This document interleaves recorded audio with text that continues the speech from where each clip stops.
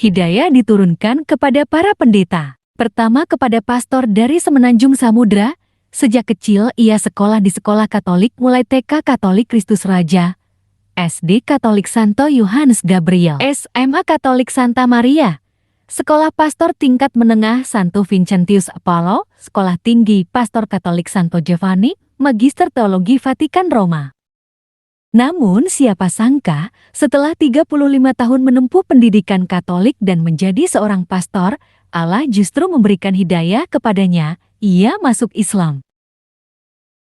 Setelah mempelajari dan membandingkan antara Al-Quran dan Alkitab, antara Islam dan Kristen, antara akidah Islamiyah dengan dogma-dogma agama.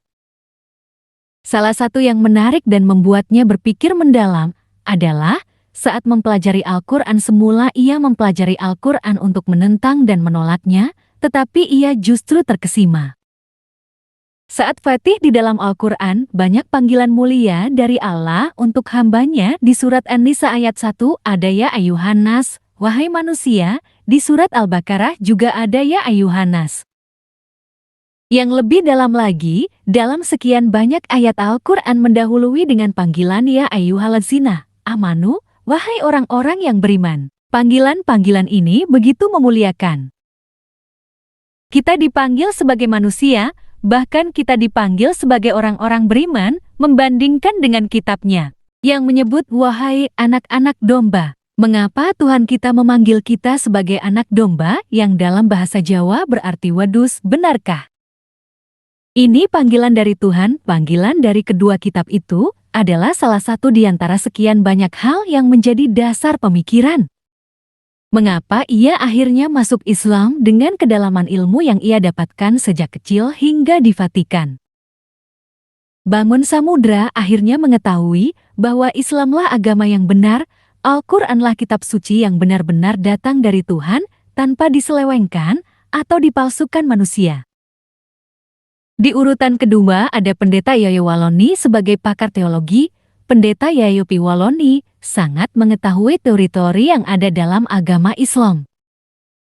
Meskipun masih beragama Kristen, Laya memandang teori apapun yang ada di Islam sangat benar. Islam pun mampu menceritakan peradaban dunia dari yang lalu sampai sekarang.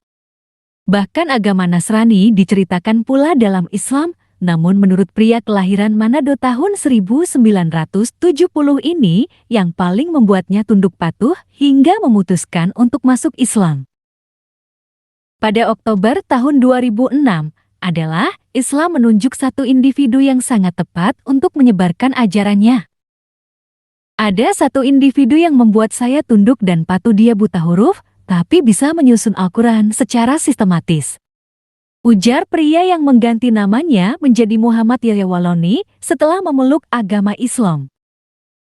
Menurut suami dari Luciana yang mengganti namanya menjadi Mutmainah setelah memeluk Islam itu.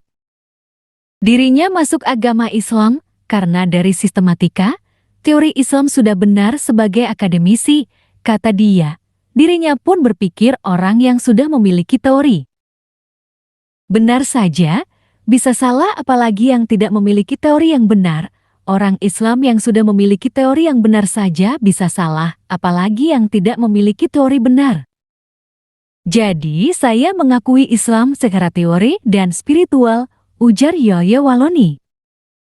Ketertarikan Pendeta Yayo Waloni untuk masuk Islam sebenarnya sudah ada sejak kecil. Saat berumur sekitar 14 tahun, pada usia itu, dirinya sudah ke masjid.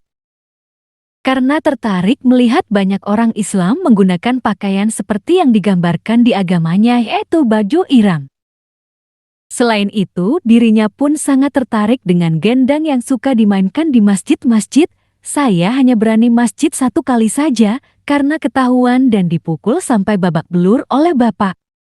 Saya nggak mau nekat ke masjid lagi, saya takut bapak saya yang seorang tentara akan menggantung saya, ujar pria yang memiliki hobi bermain gendang ini. Namun sambung pria yang pernah menjabat ketua Sekolah Tinggi Teologia Kristen Calvinis di Sorong tahun 2000 sampai tahun 2004 ini. Dari sekian kejadian yang mendorongnya untuk memeluk Islam adalah pengalaman spiritual yang dialaminya. Suatu hari, saya bertemu dengan seorang penjual ikan. Di rumah lama Kompleks Tanah Abang, Kelurahan Pemasaran Toli-Toli, ia memulai kisahnya. Pertemuannya dengan si penjual ikan berlangsung 3 kali berturut-turut dengan waktu pertemuan yang sama, yaitu pukul 09.45. Kepada saya, si penjual ikan itu mengaku, namanya Sapo, dalam bahasa Bugis artinya sepupu, dia juga panggil saya Sapo. Dia sekali dengan saya, ujar bapak dari Selvana. Kini bernama Nur Hidayah dan serah menjadi Siti Sarah dan Zakaria. Setiap kali ketemu dengan si penjual ikan itu, kata Yaya Waloni, dirinya berdialog panjang soal Islam. Anehnya, kata dia, si penjual ikan yang mengaku tidak lulus sekolah dasar itu sangat mahir dalam menceritakan soal Islam.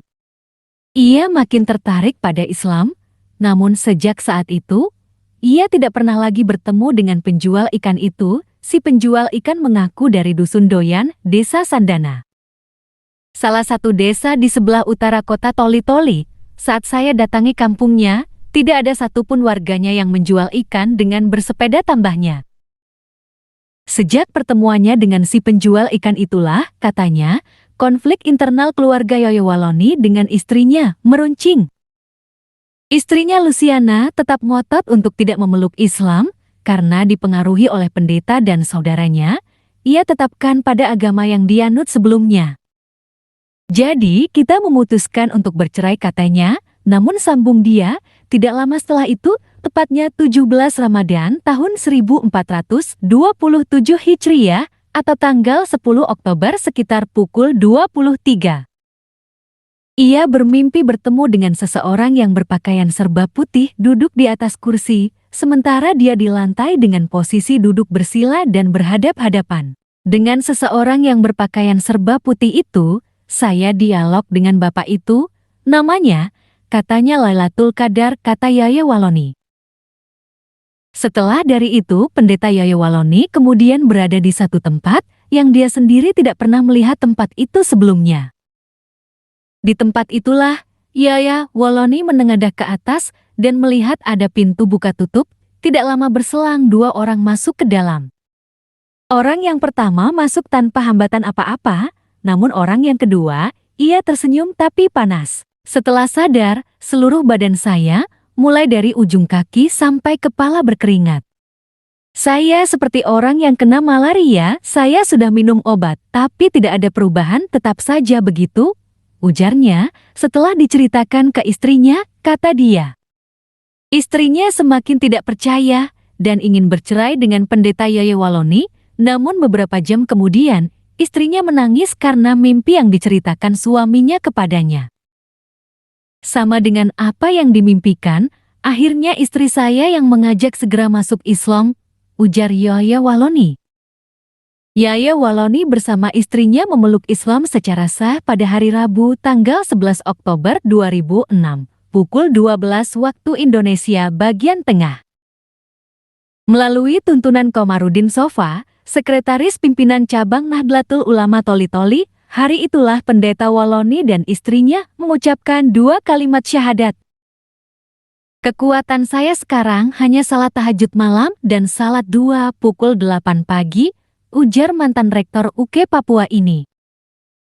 Itulah 3 pendeta yang memutuskan masuk Islam. Setelah mendapatkan hidayah dan taufik dari Allah, kita sebagai umat Islam mari terus mensiarkan Islam ini.